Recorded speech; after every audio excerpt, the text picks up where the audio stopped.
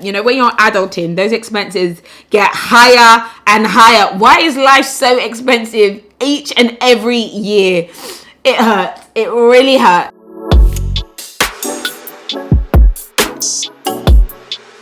Hello there, beautiful people. Welcome to my channel. My name is Patricia Bright and you are watching The Break Platform.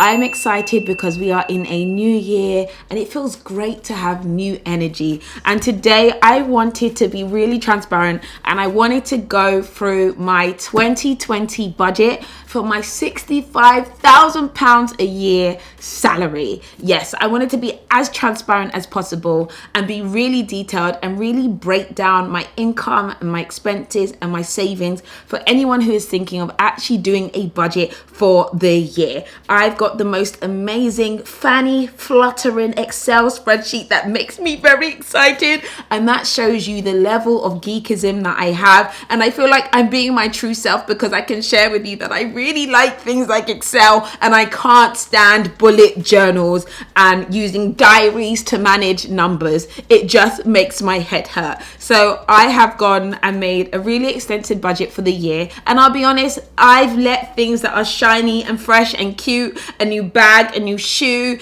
kind of distract me, and I've closed my eyes in the past and I said I'll think about that later. Whereas this time I'm like, I'm not gonna let this happen in this season. Okay, I'm about to be serious. I'm about to hit my savings goals and my investment goals, and I'm gonna be a little bit more efficient. I don't need to spend £400 on food. Like what is this? What is this in 2020? No, we understand that Deliveroo is not our friend any longer. Uber Eats is not our friend. It's taking our money, taking our dreams and our visions all on a sandwich.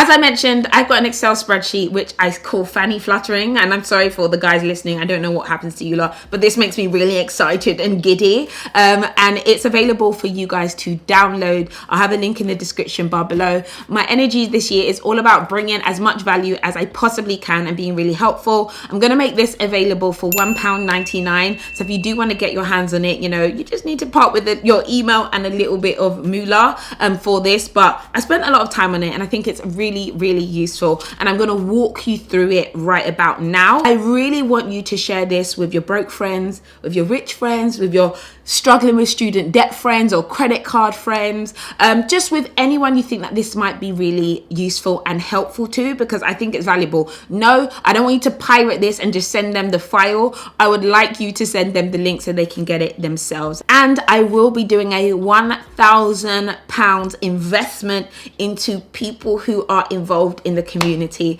As I said, transparency and giving back and giving value is what I'm all about. And so I know there are people who have ideas, dreams, visions, things that they want to do, or maybe just need a little helping hand. And so this month I'm going to be giving £1,000 away. If you choose to download this spreadsheet and if you choose to use it and you fill out this budget and you share it with your friends, you'll then be in with the chance of winning £1,000 from me this month. I know this budget is about to hopefully change some of your lives, and for me, I've got this level of angelic clarity that I'm beyond excited about. So let us go through my 2020 budget. Now, before I get into this, I want to give you an idea of what I like to use a budget for and how I see it being useful in my life.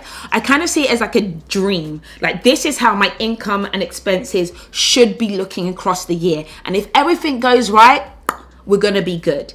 And then there's the actuals, because sometimes you hit your budget or you don't hit your budget. But the budget is like the overall target of what you want your income and expenses and savings to look like. And then you can complete actuals on a monthly basis. So if you look at my spreadsheet, I have like an overview page. I have the budget, which has to be filled out basically by yourselves. I filled mine out completely based on my salary. And then my actuals is what I will be reviewing on a monthly or even weekly basis to make sure I'm hitting my targets. And if I'm not, I can kind of make tweaks here and there. Okay, so let's break down my sections of my 2020 budget. So I've broken it down into my income. And as I mentioned, I earn about £65,000 a year in total. And I want to explain this because a lot of you guys know that I run a business and my business turns over 7 figures a month. However, I personally only take out £60,000 a year from from my business, because I like to reinvest into my business, into my ideas, into my staff, and then into investing via my business. That is probably something for another day. But personally, I live and take out £65,000 a year only. I take £12,000 in a salary, which is about £1,000 a month. And then I receive a dividend of about £60,000 a year, which is about £5,000 a month. In total, after my taxes, I receive about £5,480. Now, when it comes to income, everyone makes different incomes. Most people have a set salary, or people then earn money in different ways.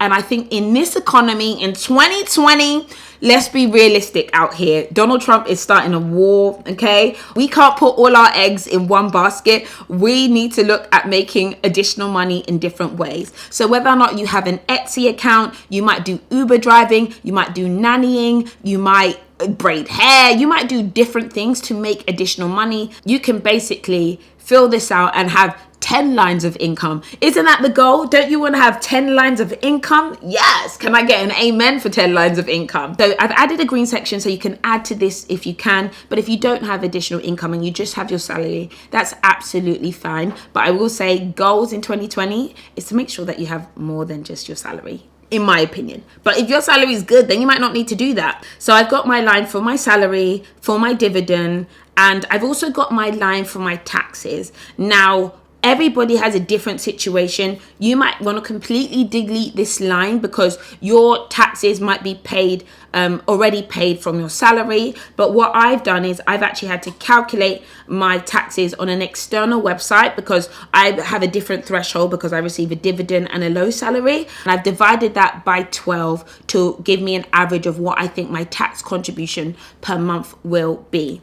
Now, you might know specifically what your tax is, so complete it here either on a yearly basis and divide by 12, or you can complete it per month if you want to. If you know what you're paying per tax per month, you can add that there. So as you can see, this is my income, £5,480 per month. That is what I like to live on. Well, that's what I have to live on. I have the opportunity, if I need more money, I can draw more money from my business. But as I said, my plan is to try and stick within this budget for the year. The next section is expenses. And boy, imagine a life without expenses. We can only dream, dream. What? No expenses. It'll be great. That's not life, okay? Most people have issues because their expenses outweigh their income. Listen, that is the problem. This is where the variance lies. You need to increase your income or you need to decrease your expenses. So I've broken down my expenses into different categories. I have living costs, travel costs, personal costs, childcare costs, and debt costs. And I'm going to go through each of these sections. And I feel like this applies to most people's lives. Not everyone has childcare costs, not everyone has debt costs, but you can categorize things however best it works for you. But I think this makes sense. So when it comes to my living costs, it's my mortgage, but for you it might be rent or service charges or insurances, lots of different things. And by the way, my living costs are divided by 2 because I share these costs with my husband. So I've got my rent, my food, my water, my electricity, my home insurance, mobile phone, internet phone because we need this to live, and my council taxes. These usually stay about the same. Now when it comes to actuals, there's the other tab which I can fill these in to be a bit more specific, but ideally I want it to stay within this benchmark, and if it isn't, I can reassess what's going on. And sometimes, for instance, my mobile phone goes a bit over the £60. Ideally, I don't want this to happen. We're not going to be doing this. We're not going to be doing this. If my data is going over £60, I'm turning the phone off. Call me in 3 days. I'm going to be that person. No, I'm joking. And what I love about having a budget is that if you're going over in one area, you can tweak in another area to kind of balance that out. And that's the whole thing. You want to get an idea of what you can or can't afford. So my living costs are about £1,789 per month. Again, please note that this is divided by 2. So actually my living costs are probably about £3,000 a month between me and my husband. I then have travel costs. Now I haven't put my car payment in here because I see a car payment more like a debt. But I've put my car insurance, my petrol, MOT only happens once a year, my car tax, I've done it as an average across the month. And I also still get trains and buses. So why I have a car and get trains and buses and get Ubers, I don't know. Patricia, reflect on your life. This is probably where I'm not being efficient. And my Uber amount was way more last year. I spent a lot on Ubers. I just shouldn't even have a budget here for Uber because I'm moving to what's it called, Lyft, or am I moving to another one? I'm moving because Uber's getting expensive out here. But if I can get public transport and I have a car, why am I getting Ubers? Ask yourself, Patricia, ask yourself, why are you doing this? So this is something I'm like really going to be careful about how I am getting about. Other people might have different travel costs. I've got a space in green for you to add or take away. So I spend about £259 per month when it comes to travel. And then I've got personal costs. Now, the thing about personal costs, if you are someone who is broke right now, you're struggling, you don't need no personal costs. You need a roof over your head, and you need to eat, and you need to get to work and back. But you don't need this area here. And I'm not gonna lie, I spend a lot on my personal costs because I'm financially stable. But if you're not, this is where you really need to look at cutting back. So I've got my gym, I've got my socialization, that might be going out for dinners and drinks.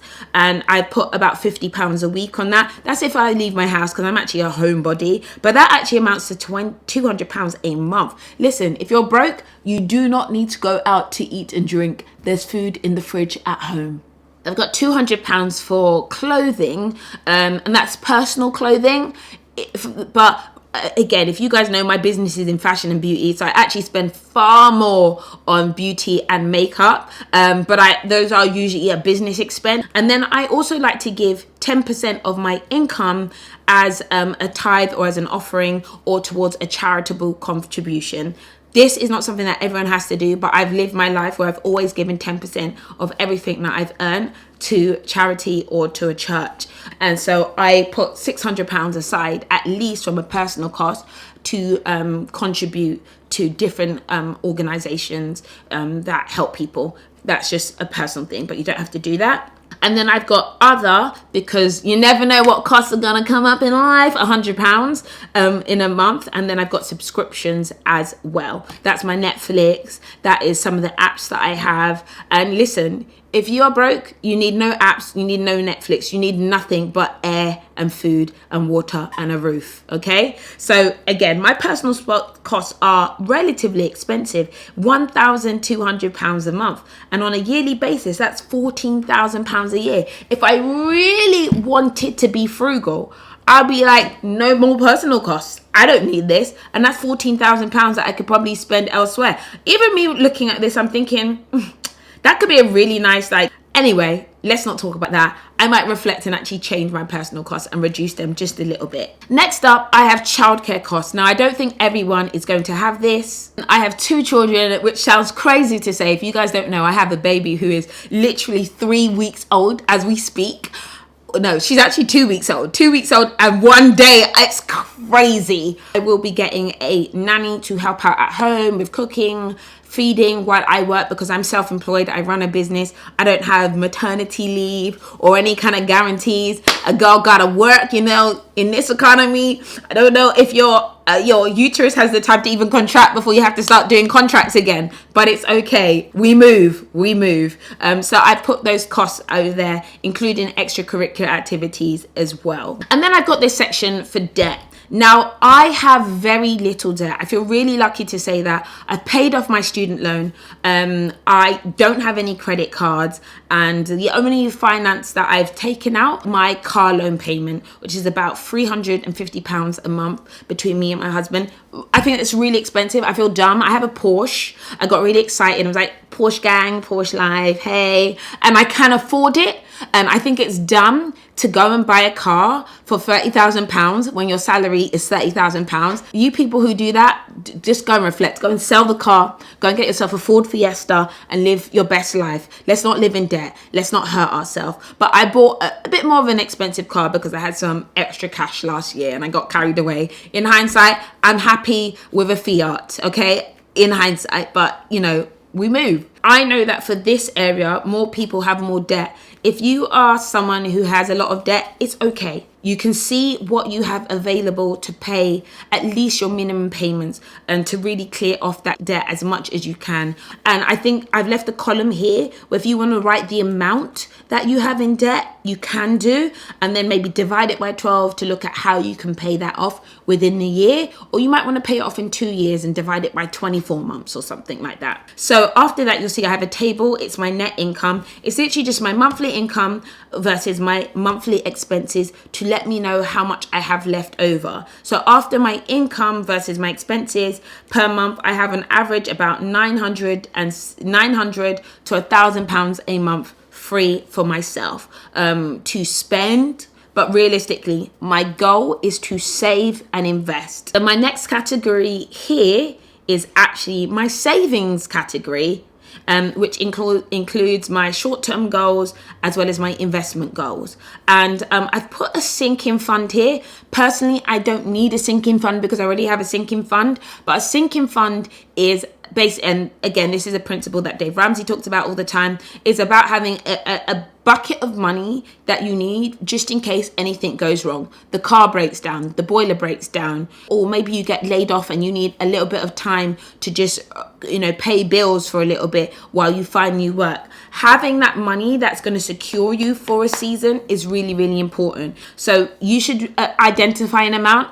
I believe that most people say you need at least $1,000. You can divide that up by 12 to give you an idea of how much you need to put aside per month to put into that sinking fund. After that, I have a holiday fund because I want to go away with my family. I put £6,000 towards a holiday fund, and my husband also puts money aside towards a holiday fund. So my goal is to go on 2 amazing family holidays a year. This is outside of work, and I don't want anybody to get caught up on my numbers specifically. Your goals and your numbers might be very different, but your goal might be getting a mortgage. Your goal might be buying a new car. Everyone has different saving goals. It's up to you. And so if you just put a number, then divide it by 12, you can spread it out across the year. And if you put this goal in place and make sure that you automate your payments, this is where the value lies. Automating your bank transfers to actually going towards these different accounts and these different buckets is really, really important. So you don't even see the money. Look, can't even breathe it, can't even touch on it.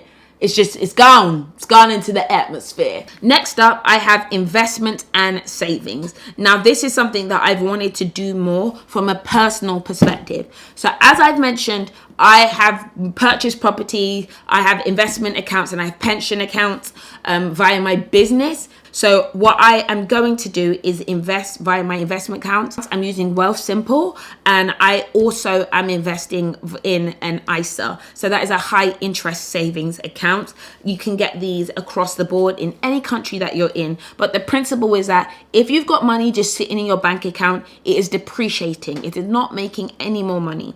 I'm not a financial advisor, so I'm not going to tell you where to invest your money and what to invest your money in. You need to do your own research. But the whole point is that if I put £100, I could get a return of 4% on that £100. And that means at least my £100 is making me £4. It's better than it making me nothing at all. And when it's sitting in your bank, it's literally depreciating because of inflation. So I'm putting about £400 into these investments on a monthly basis. And as you can see, I've totaled up my total income for the year versus my total expenses, and my total savings is about £10,800. And actually, I can see that I've got a surplus. I've got an extra 1,100 to enjoy. What that enjoyment is actually probably me putting it more into an investment account. That would be the goal. Now, I've got another tab, which is my actuals. And I think this is where it's going to be really useful for any of you guys who are out here who want to actually track what you're doing on a monthly basis.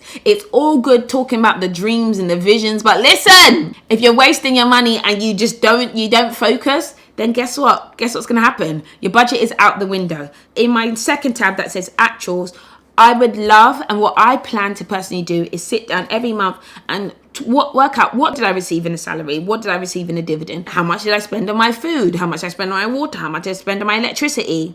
How much did I spend on Uber, Patricia? And then I can see what my actuals look like and see how on track I am to really reach my goals. And I've also got this front page because I love seeing things in a nice little summary that give me an actual goal to look at. And as I mentioned, this is auto-populating. So anything that you put in the tabs in the back, the overview will update and all the numbers will update. And I love stuff like that. I hate like scribbling stuff out and whatever and trying to, do mental arithmetics, which is basically mental gymnastics that I don't have time for. No, let's auto-populate, let's live our best lives, and let's be on top of our budgets in 2020. I've also got a little bit of a variance. If you can see my pink, I can see if I'm up or down on my goal. So I can see if I've spent more than I planned or if I've spent less than I've planned. Really, really good and really, really valuable. Hey guys, so that is it. That is my budget on my salary of £65,000 a year. I really don't want anyone to get caught up on the number. I want you maybe to get caught up on the principle. Your salary might be £20,000 a year, but your expenses might only be £6,000 a year. Listen, that would be great. That, when you're adulting, those expenses get higher and higher. Why is life so expensive each and every year? It hurts. It really hurts. But it varies. And the whole goal is you can increase your income or you can decrease your expenses. But it's very hard to do if you're not keeping track of it. And the whole point in having a budget is to help you do that further. So yeah, I hope you guys enjoyed that video. As I mentioned, I will have the whole spreadsheet linked down below. You can get it for the price of £1.99. Share this with your friends, your girlfriends. Make sure you're following us on The Break as well. And you will be in for a chance to win a £1,000 gift of investment into your dreams and ideas. So thank you very much for watching, guys. I hope you enjoyed this video and I will catch you all later. Bye.